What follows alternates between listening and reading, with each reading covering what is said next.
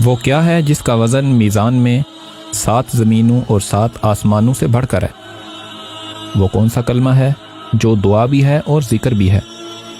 رسول اللہ صلی اللہ علیہ وآلہ وسلم نے ارشاد فرمایا، سیدنا موسیٰ علیہ السلام نے اللہ سبحانہ و تعالیٰ سے عرض کی، مولا مجھے کوئی ایسی چیز سکھا دے جسے میں یاد رکھوں اور اس کے ذریعے تجھ سے دعا کروں۔ اللہ نے ارشاد فرمایا، لا الہ الا اللہ پڑھا کرو۔ عرض کیا، اے اللہ یہ تو تیرے سب بندے پڑھتے ہیں، میں کوئی خاص چیز چاہتا ہوں۔